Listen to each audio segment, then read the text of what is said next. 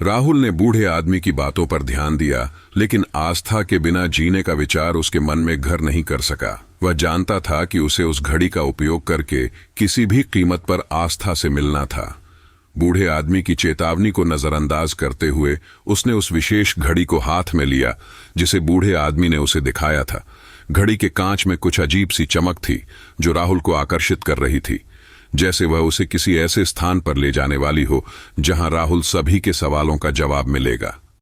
राहुल ने घड़ी को छुआ और एक बार फिर तेज रोशनी के साथ वह गायब हो गया। जब उसकी आंखें खुलीं तो वह एक नई दुनिया में था। यह दुनिया पहले से बहुत अलग थी, लेकिन इसके बावजूद कुछ परिचित सा लग रहा था। चारों ओर अत्याधुनिक तकनीक, उड़ते हुए वाहन और लंबी लंबी इमारतें थीं। लेकिन जो सबसे अजीब था वह था यह एहसास कि राहुल को इस जगह में पहले आ चुका होने का अनुभव हो रहा था। वह सोचने लगा, क्या यह वही जगह है जहां मैं पहली बार गया था? लेकिन कुछ भी वैसा नहीं था। यह एक और भविष्य था, एक नया समय था। राहुल ने अपने कदम बढ़ाए और कुछ ही दूर पर एक पार्क में बैठी हुई महिला को देखा। उसकी आंखों में वही चमक थी, वही रहस्यमय आभा थी जो उसने पहली बार आस्था में देखी थी। वह महिला बिल्कुल वैसी दिख रही थी जैसी आस्था थी, लेकिन यह उसे यकीन नहीं हो रहा था। वह उसकी ओर बढ़ा और धीरे से बोला, तुम आस्था हो, है ना? महिला ने सिर उठाया और मुस्कुराते हुए कहा, तुम यहां कैसे आए? उसकी आवाज में वही मस्ती और ताजगी थी जो राहुल के दिल को छू गई थी, लेकिन अब वह बूढ़ी और अनुभव से भरी हुई लग रही थी, जैसे उसने समय के हर पहलू को महसूस किया हो। राहुल ने कंफ्यूज होते हुए कहा, तुम वही आस्था हो जिसे मैं जानता हूं।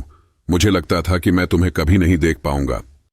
बूढ़ी आस्था ने उसे गहरी नजरों से देखा और कहा, राहुल, क्या तुम नहीं समझते? मैं वही आस्था हूं, लेकिन यह समय अब बहुत बदल चुका है। जिस दुनिया में तुम थे, उस समय के बाद समय ने मुझे यहां पहुंचाया है। मैं वही लड़की नहीं हूं जिसे तुम जानते थे। राहुल ने घबराकर पूछा, तो क्या तुम मुझे पहचानती नहीं हो? क्या तुम मेरे साथ भविष्य में नहीं रह सकती?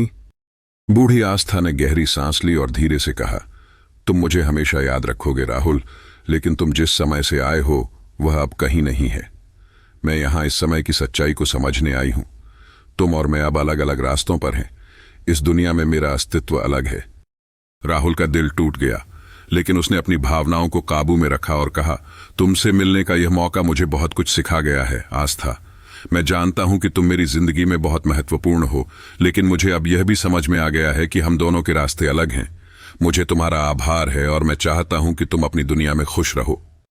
बूढ़ी आस्था ने उसकी आंखों में एक गहरी समझ और हल्की सी मुस्कान देखी। उसने सिर झुकाया और कहा, तुम सही कह रहे हो राहुल। समय और प्रेम दोनों की अपनी सीमाएं हैं। मैं तुमसे कभी नहीं मिल सकती थी अगर तुम खुद को समझने का प्रयास नहीं करते। राहुल ने घड़ी को देखा और महसूस किया कि यह उसे वापस अपनी दुनिया में ले जाने का समय आ गया है। वह जानता था कि वह फिर से अपनी दुनिया में लौट जाएगा, लेकिन अब वह यह समझ चुका था कि समय के रहस्यों से खेलने के बजाय उसे अपने वर्तमान में जीने की कला सीखनी होगी। आस्था को खोकर भी उसने अपने दिल को शांत किया और घड़ी के बटन को दबा दिया, जिससे वह अपने समय में लौट आया। राहुल को समझ में आ गया कि समय और प्रेम दोनों ही अनमोल हैं और कभी कभी हमें अपने दिल की आवाज सुनकर सही रास्ता चुनना होता है।